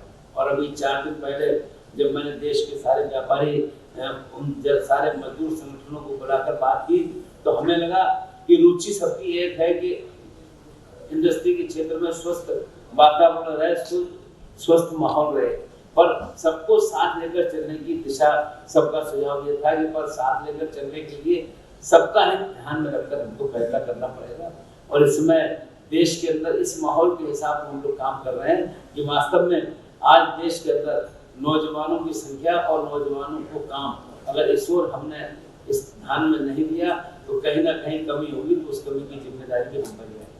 तो हम लोग उसके हिसाब से मिलकर काम कर रहे हैं। तो साथियों, मैं आप सभी साथियों का स्वागत करता हूं और इस विश्वास के साथ कि देश आम आदमी की जवाबदेही के साथ चल रहा है और आप सबको साथ लेकर चलने का काम कर रहे हैं। आप सभी के सुझावों का स्वागत करता हूं। आप सभी से मेरा आग्रह है कि आपको श्रम मंत्रालय से संबंधित कोई भी सुझाव नजर आता है, यहाँ पर ये समस्या, ये परेशानी है, इसका समाधान होना चाहिए, आपका बहुत बहुत स्वागत है। तो मैं माफी चाहूंगा, ज्यादा देर तक आपके बीच में नहीं रह पाऊंगा। इन्हीं बातों के साथ मैं अपनी बात को यहाँ समाप्त करते हुए आप सभी का बहुत बहुत धन्यवाद। जय हिंद। धन्यवाद माननीय मंत्री जी। और बहुत ही अच्छी बात आपने हम लोगों को बताई कि जैसा आपकी बात का सार है, अगर हमारी नीति नियत ठीक है तो नीति भी ठीक होगी। ऐसी सरकार का यहाँ पर स्वागत है और अभिनंदन है। माननीय मंत्री जी 1989 से 6 बार लगातार सांसद रहे हैं, 7वीं बार हमारे बीच बरेली के लोकप्रिय सांसद। आपने काफी चीजें बताई और इतनी सरलता के साथ बात रखी कि अगर श्रम से संबंधित कोई भी दिक्कत, श्रम कानून से संबंधित कोई भी दिक्कत और कोई भी सुझाव आपको है तो सीधे मंत्रालय में आप बात कर सकते हैं। समूचे देश की विकास की बात है। आपके अगर मैं अनुभव की बात करूं तो आप ऐसी सरकार में वस्त्र मंत्रालय का अनुभव रहा है, आपका फाइनेंस मिनिस्ट्री का अनुभव रहा है और अब श्रम रोजगार का भी अनुभव आपके पास है कि सरल है। आप हर एक से मिलना चाहते हैं, हर एक की बात सुनना चाहते हैं, लोगों के अधिक से अधिक निकट पहुंचना चाहते हैं। ऐसे व्यस्ततम समय के बावजूद भी हमें यहाँ पर आपने समय दिया है, उसके लिए आयोजन समिति आपका धन्यवाद करती है। और अब कुछ ऐसे शख्स सर यहाँ पर बैठे हैं जिन्होंने अपने क्षेत्र में बहुत अग्रणी काम किया है, चाहे वो शिक्षा का क्षेत्र हो, चाहे वो समाज का क्षेत्र हो, चाहे वो व्यवसाय का क्षेत्र हो। हम खुद गौरवान्वित महसूस करेंगे कि आज आपके हाथों उनका यहाँ पर सम्मान थोड़ा सा उनका उत्साहवर्धन होगा। मैं अनुरोध करूंगा यहाँ की संचालक से कि मंच पर आए और यहाँ पर क्रमबद्ध जो सूची है उसको एक बार माननीय मंत्री जी से प्रोत्साहन। धन्यवाद। More than that, it is also about celebrating the efforts of the people who have performed and excelled in their respective sectors. So the first category of awards is India's Pioneer Education Award 2017. So we will start doing the honors. So the award for fastest growing university goes to Manipal University, Jaipur, Rajasthan. Let's put our hands together. And I would like to request Dr. Sancheti, President, to come and receive the award. Congratulations.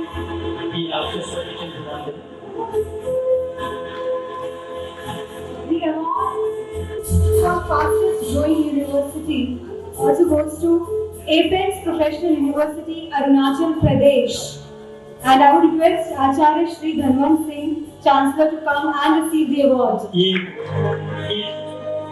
We welcome Mrs. PALLAVI FAUZDar. And the award for Best Institute Aid Students and Placement Support goes to Dr. NPA Group of Institutions, UP and Delhi. Congratulations. The award for Best for Innovative Education, Chairman, to come and receive the award. Congratulations.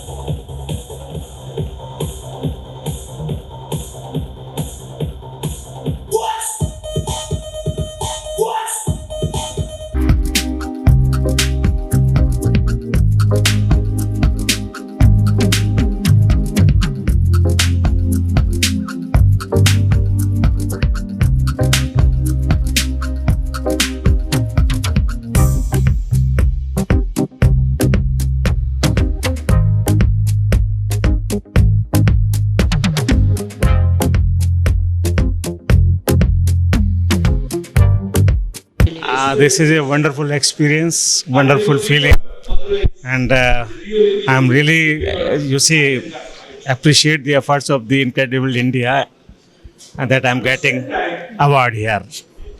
And it is wonderful meeting, summit, and we had the our honorable minister, Shri SANTOSH KUMAR GANGWAR ji, and he's a very dynamic minister.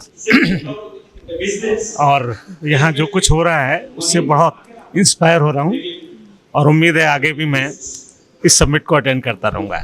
Well, the event has been beautifully organized. Nothing could have been better than what has been done today. Honorable Minister had come, had shared his words of wisdom with us, and all the speakers have really given a very good insight about the different fields from where they come from. A very professionally managed event, and it's been really nice experience to be here. बहुत बहुत धन्यवाद organiser के लिए जिन्होंने इतना बेहतरीन कार्यक्रम आयोजन किया और बहुत अच्छा लगा इतने बड़े लोगों के साथ में बैठ के एक्सपीरियंस और कैसे इंडस्ट्री भारत की आगे बढ़े, कैसे लोगों को रोज़गार मिले, बहुत ही सुखद एहसास रहा.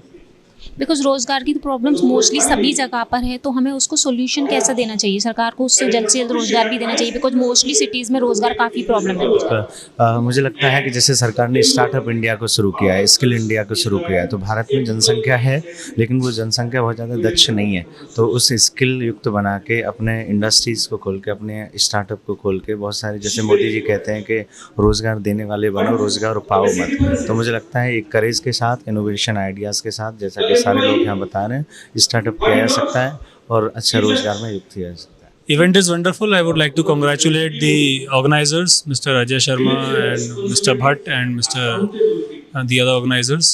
And we are from Dr. MP's group of institutions, and we received the award of the best institute in student support and placements.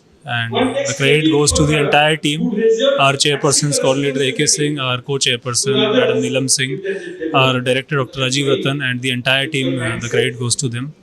And it's a wonderful feeling, and the event was very well organized, and Honorable Minister of State, Mr. SANTOSH KUMAR GANGWAR participated, and he awarded all the participants. So it's a wonderful event, and all the best for your future endeavors.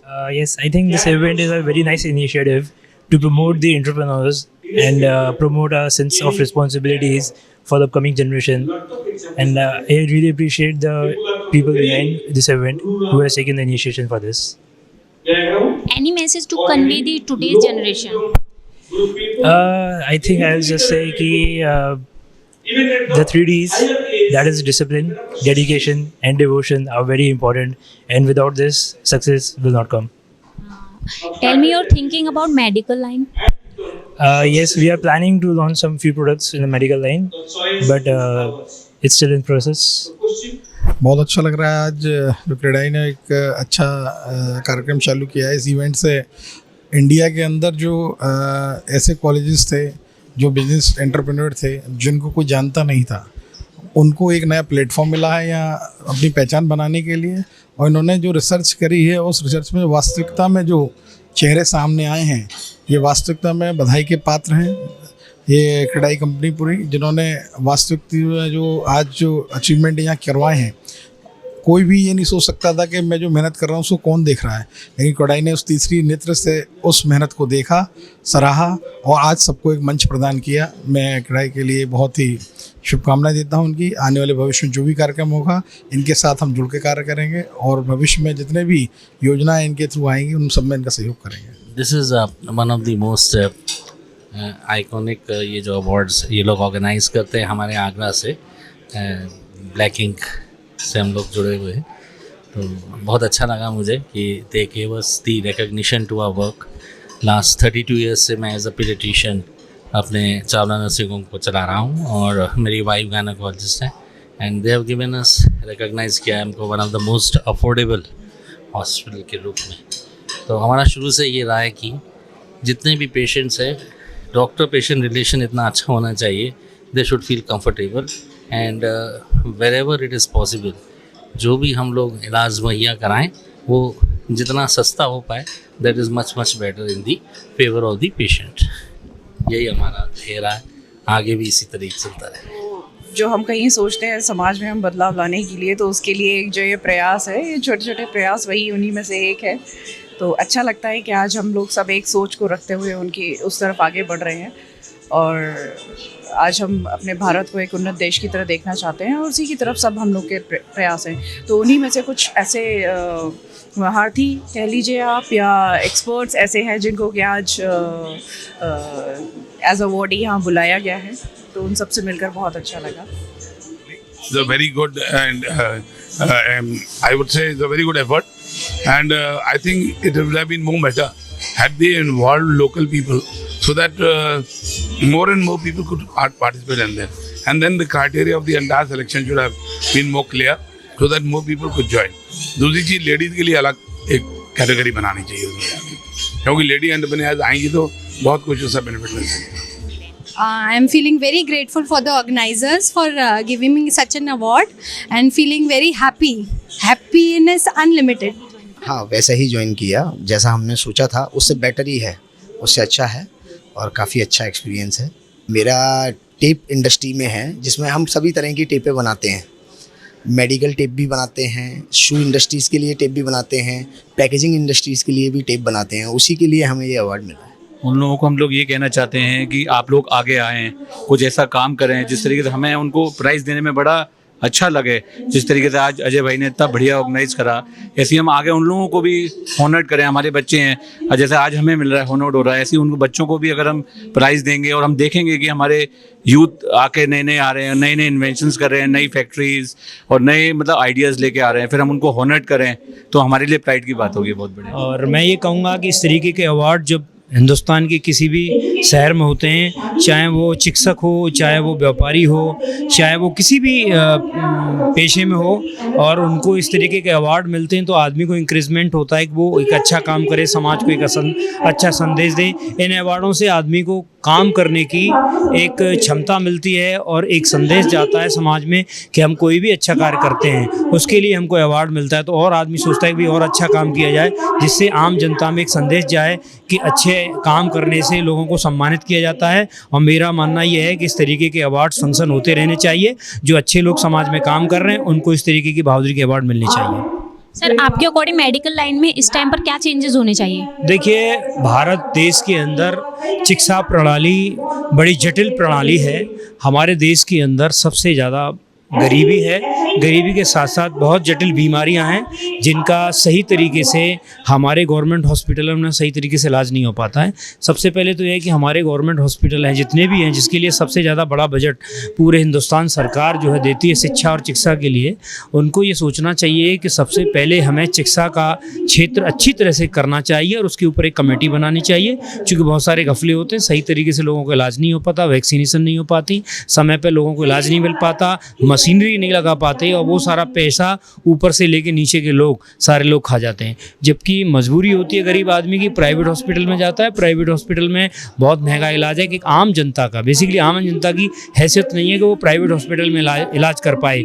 देश की सरकार को ये सोचना बहुत ज़रूरी है और सुनिश्चित करना चाहिए हर गरीब आदमी को अच्छे से अच्छा इलाज मिले इस देश के अंदर। उसका एक मौलिक अधिकार है, देश की जनता का ये मौलिक अधिकार है और सरकार से हम लोग भी मांग करते हैं और देश की जनता को भी मांग करनी चाहिए कि हर व्यक्ति को एक अच्छा और स्वच्छ इलाज मिलना चाहिए, वो भी सरकारी अस्पताल में। प्राइवेट अस्पताल तो बेसिकली होटल की तरह होते हैं, जिनकी जेब में पैसा है वो वहाँ पे अच्छा इलाज ले सकते हैं। गरीब आदमी को प्राइवेट हॉस्पिटल में नहीं जाना चाहिए। लेकिन चूंकि आदमी को जान बचानी होती है, मजबूरी होती है, चाहे वो घर बेचे या खेत बेचे या कोई अन्य किसी भी चीज़ को डिस्पोजल करे, अपने हर व्यक्ति को, परिवार के मेम्बर को बचाना और अच्छा इलाज कराना वो अपनी नैतिक जिम्मेदारी समझता है। अच्छा इवेंट है, हम लोग एक प्रोत्साहन के लिए अच्छी उम्मीद मिल रही है यहाँ से। मतलब एक अच्छा इवेंट किया है अजय जी ने, प्रदेश जी ने, और ऐसे इवेंट होते रहने चाहिए। इससे हम लोग जो एंटरप्रेन्योर लोग हैं इनको एक अच्छी वो आगे के लिए आशा मिलती है, आगे के लिए काफ़ी उम्मीद मिलती है, मतलब आगे के लिए। And I really congratulate all the organizers for this marvelous event. What will you convey the message to today's generation? The thing is that we have taken birth as a human being, and definitely human being is the greatest creation of Almighty God, and we have to attain. We can do whatever we want to do, and that much capacity we are having, and God has also empowered us. We have to understand our capacity and capabilities, and we should have that willpower, and willpower can give anything, whatever it is we want to do. And let us not underestimate ourselves. We can do wonders. That's quite possible.